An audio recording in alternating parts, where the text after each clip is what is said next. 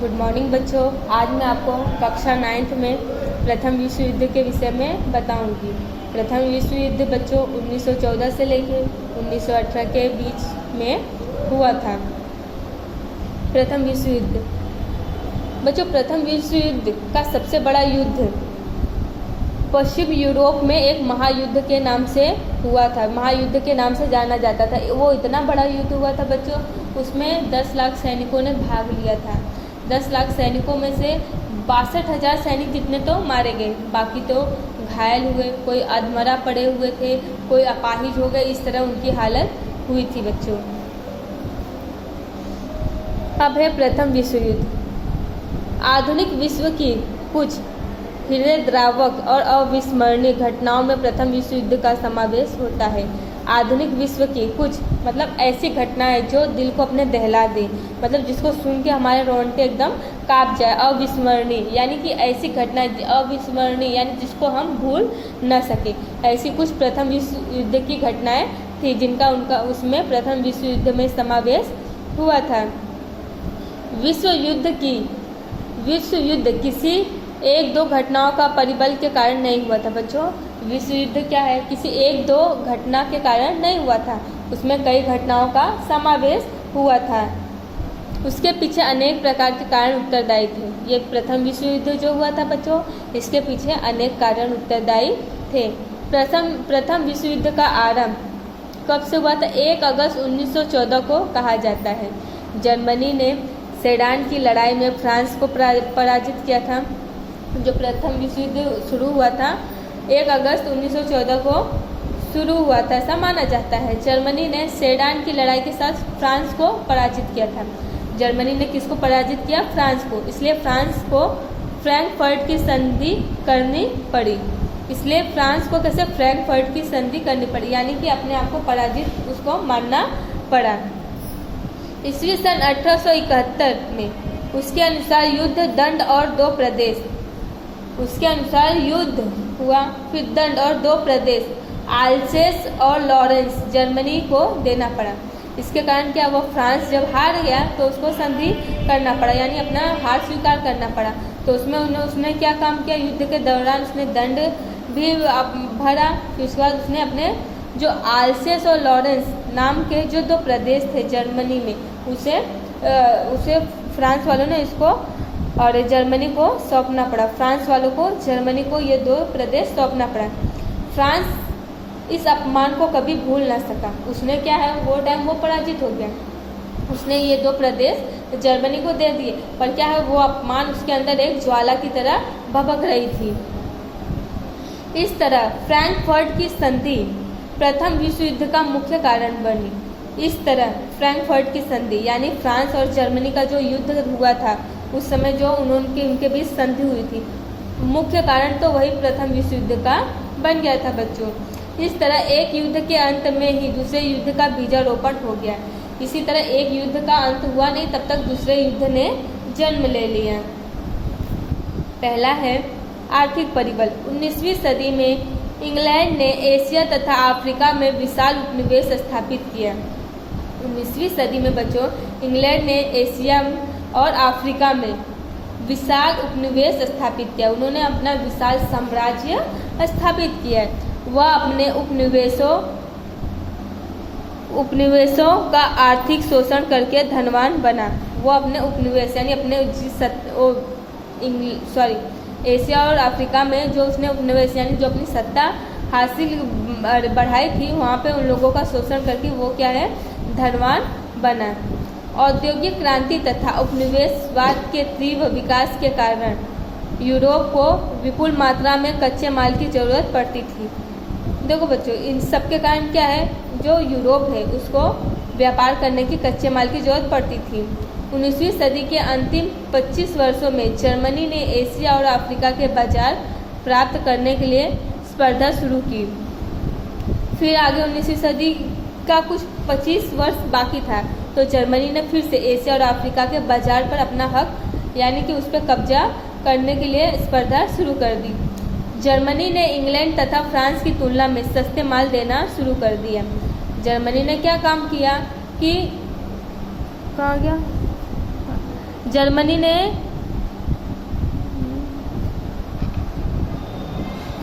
ने क्या काम किया, उसने एशिया और अफ्रीका में अपना हक जमाए रखने के लिए, अपनी सत्ता को बढ़ाए रखने के लिए उसने क्या काम किया, उसने इंग्लैंड और फ्रांस की तुलना में अपने माल जो है वो सस्ते करके बेचना शुरू कर दिया। क्योंकि देखो माल की ज़रूरत एकदम तेज़ी से बढ़ रही थी उन लोगों को, यूरोप के लोगों को व्यापार करने के लिए। तो उसने क्या काम किया और सब देशों के और विरुद्ध वो माल सस्ते में देना शुरू कर दिया। वह एशिया तथा अफ्रीका में इंग्लैंड तथा फ्रांस बाज़ारों को तोड़ने लगा।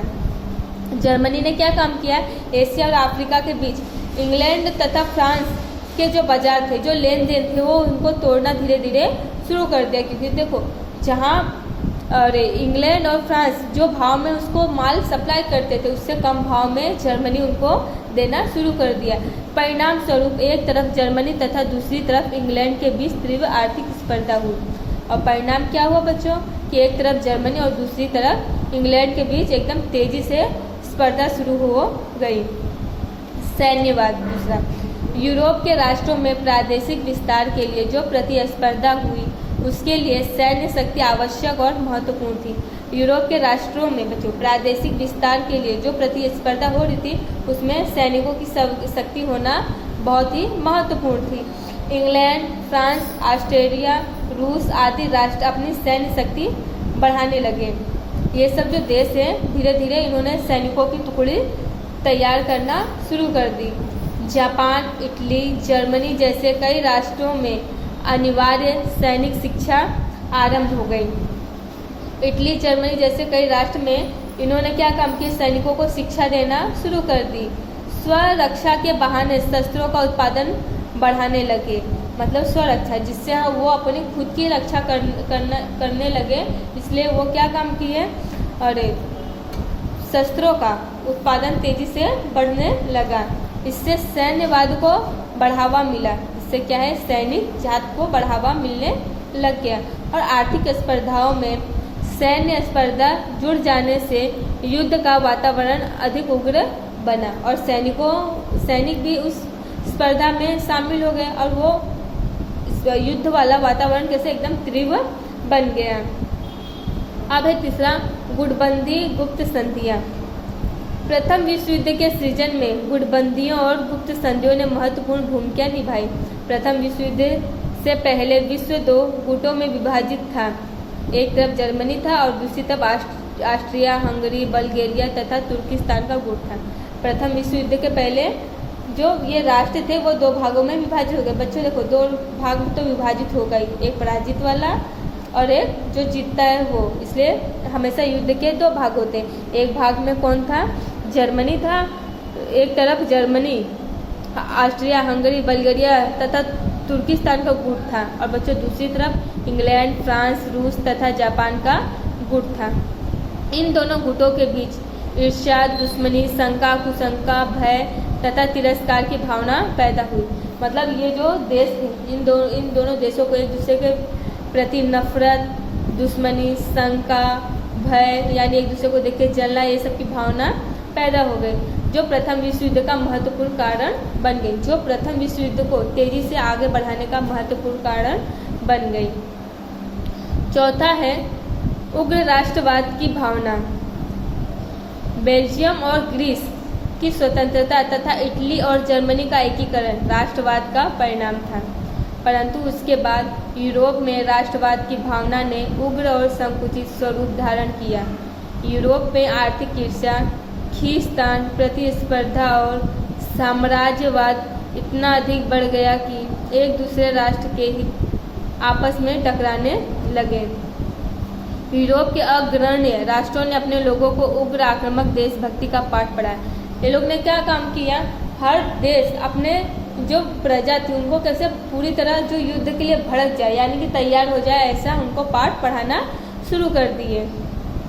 अपने देश के प्रति प्रेम और अन्य राष्ट्रों के प्रति घृणा का प्रोत्साहन दिया। उन्होंने अपने देश के प्रति प्रेम की भावना बताई और दूसरे राष्ट्र के प्रति घृणा की भावना के लिए प्रोत्साहन दिया। जर्मन सम्राट कैसर विलियम और द्वितीय उग्र राष्ट्रवाद और साम्राज्यवाद का प्रणेता था। जर्मन का सम्राट कौन था बच्चों? कैसर विलियम था, जो द्वितीय उग्र राष्ट्रवाद और साम्राज्यवाद का प्रणेता था। वह महत्वाकांक्षी और विश्व प्रभुत्व की नीति में विश्वास करता था। अपनी प्रचंड सैन्य शक्ति से अपने वांछित लक्ष्य को पूरा करने में विश्वास करता था। वो कैसे? अपने शक्ति के बलबूते जो करता था वो करता था, बाकी वो किसी चीज़ में विश्वास नहीं करता था। उसे ज़्यादातर अपने सैन्य शक्ति पर बहुत ज़्यादा विश्वास था। उसके पास सैनिकों की टुकड़ी इतनी थी, वो उससे ही अपने लक्ष्य को पूरा कर लेगा, ऐसा उसको विश्वास था। जर्मनी की तरह अन्य राष्ट्रों में भी युद्ध की भावना फैली और प्रथम विश्व युद्ध में परिवर्तित हुई। जर्मनी की तरह अन्य राष्ट्रों में भी युद्ध की भावना बच्चों फैल गई, जो धीरे धीरे करके प्रथम विश्व युद्ध की तरफ वो बढ़ गए। समाचार पत्रों का योगदान। यूरोप के राष्ट्रों के समाचार पत्रों की पारस्परिक कटुता, उत्तेजनापूर्ण अतिशयोक्ति और झूठे लेखों ने परस्पर प्रतिस्पर्धी देशों के विरुद्ध जहर उगलकर लोगों में दुश्मनी की भावना इतनी हद तक भड़काई कि सत्ता में बैठे हुए लोग शांति स्थापना या समाधान करने के प्रयत्न भी न कर सके।